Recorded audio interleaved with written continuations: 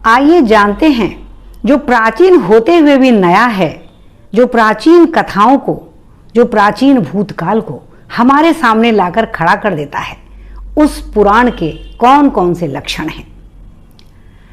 पुराण भारतीय साहित्य के ऐसे ग्रंथ हैं जो जहां एक ओर वेदों की कठिन सामग्री को कथा के माध्यम से हमारे सामने लाते हैं, वहीं दूसरी ओर हमारी प्राचीन विशिष्ट भारतीय संस्कृति के तत्वों और तथ्यों से हमें जोड़ते हैं।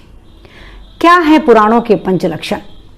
प्रायः ये प्रश्न उठता है कि वेदों की विषय वस्तु जहाँ की उसमें देवताओं के प्रति आभार, भक्ति, यज्ञ और विभिन्न प्रकार के मंत्र हैं, तो पुराणों में क्या है?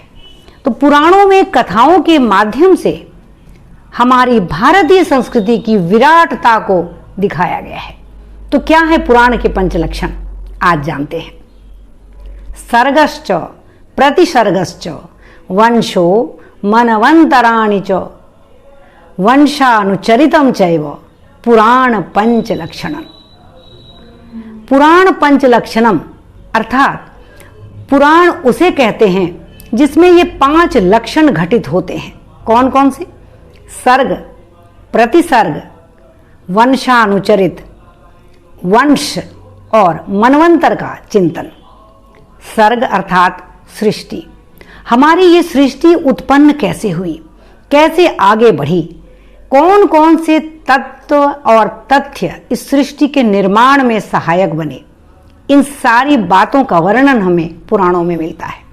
प्रतिसर्ग अर्थात प्रलय, बार बार उत्पन्न हुई पृथ्वी प्रलय के दौरान किस प्रकार नष्ट हुई और फिर से उसकी संरचना हुई, ये आता है प्रतिसर्ग में, जो पुराणों का विषय है।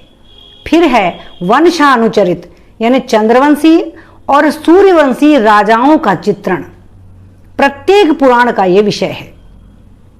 फिर है मनवंतर, प्रत्येक काल में एक मनु होते हैं, किस किस काल में कौन से मनु हुए, उनके काल में कौन सी महत्वपूर्ण घटनाएं हुई, ये सब मनवंतर के अंतर्गत पुराण में बताया गया है।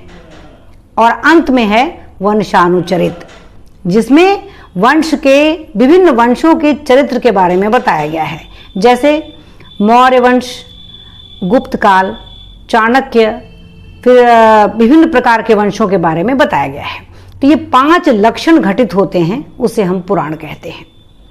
सर्गश्च प्रतिसर्गश्च वंशो मनवंतराणि च वंशानुचरितम चैव पुराण पंचलक्षणम।